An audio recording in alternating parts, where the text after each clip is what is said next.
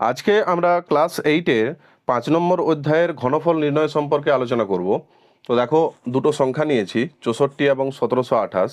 এই দুটো সংখ্যার ঘনফল কিভাবে নির্ণয় করা হয়। দেখো, যেমন আমরা বর্গমূল নির্ণয়ের ক্ষেত্রে আমরা স্কোয়ার রুটের সাহায্য নিই, এটাকে স্কোয়ার রুট বলা হয়।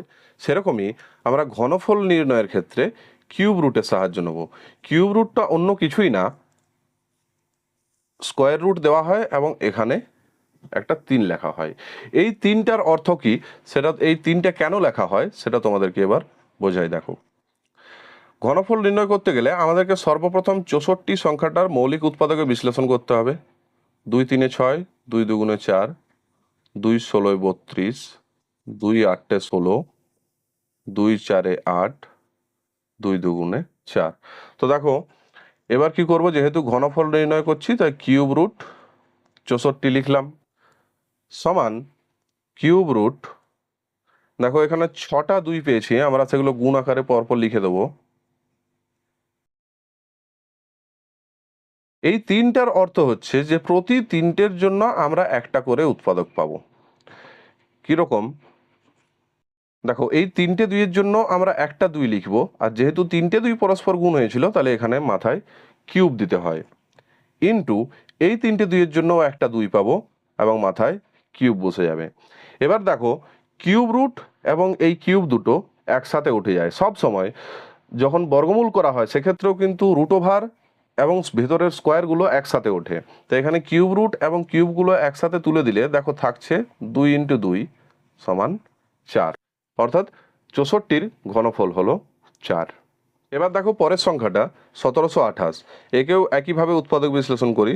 2 8 16, 2 6 12, 2 4 8, 2 4 8, 2 3 6, 2 2 4, 2 2 4, 2 1 2, 2 6 12, 2 1 2 0, 2 8 16, 2 5 10, 2 4 8, 2 7 54, 3 9 27 এবং 3 3 9।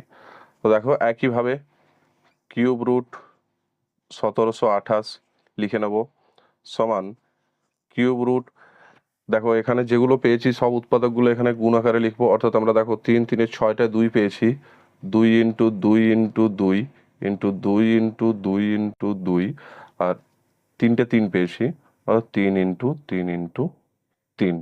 একইভাবে 3টে 3টে করে আমরা নিচে দাগ দিয়ে নেব সমান কিউব রুট, 3টে 2-এর জন্য আমরা একটা 2 পাচ্ছি এবং মাথায় কিউব, ইন্টু 3টে 2-এর জন্য একটা 2 পাচ্ছি সেজন্য মাথায় কিউব, 3টে 3-এর জন্য একটা 3 পাচ্ছি সেজন্য মাথায় কিউব।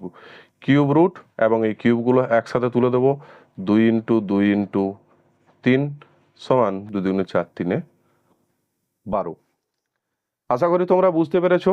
এর পরবর্তী ভিডিওতে আমরা এই ঘনফল নির্ণয়ের চ্যাপ্টারে যে উৎপাদক বিশ্লেষণের অঙ্কগুলো রয়েছে সেগুলো সম্পর্কে আলোচনা করব কোষে দেখিতে।